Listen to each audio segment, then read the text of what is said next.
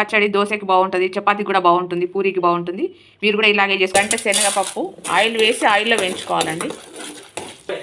2 పచ్చిమిర్చి, 2 పచ్చిమిర్చి,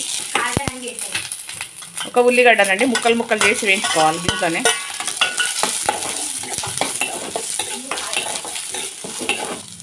టమాటాలండి, ఒక 3 టమాటాలు.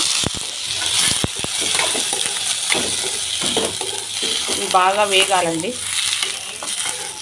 వేగాక కొద్దిగా వాటర్ పోసి ఉడికించుకోవాలి. కొద్దిగా కరివేపాకు, కొద్దిగా కొత్తిమీర. ఇవి ఒక 1 మినిట్ వేగాక వాటర్ పోసి ఉడికించుకోవాలి. కొద్దిగా సాల్ట్, ఒక 1/2 స్పూన్ పసుపు.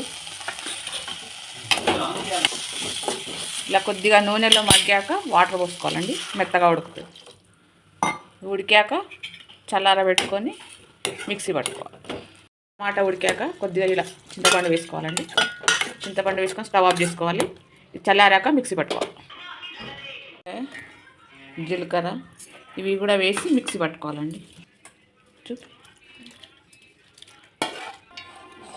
మిక్సీ పట్టుకోవాలండి. మిక్సీ పట్టాక పోపు వేసుకోవాలండి. ఇట్లా ఆయిల్ పోసుకోవాలి. ఎండుమిర్చి, ఆవాలు, జీలకర్ర, మినపప్పు,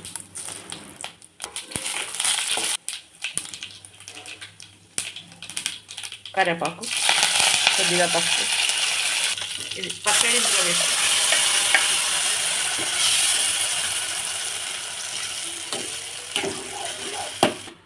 ఇట్లా పోపు పెట్టుకున్నాక స్టవ్ ఆఫ్ చేసుకోవాలండి. పచ్చడి రెడీ అండి. ఈ పచ్చడి దోశకి బాగుంటుంది, చపాతీకి కూడా బాగుంటుంది, పూరికి బాగుంటుంది. మీరు కూడా ఇలాగే చేసుకోండి. ఈ వీడియో చూసిన వాళ్ళందరికీ థ్యాంక్ యూ. Please subscribe.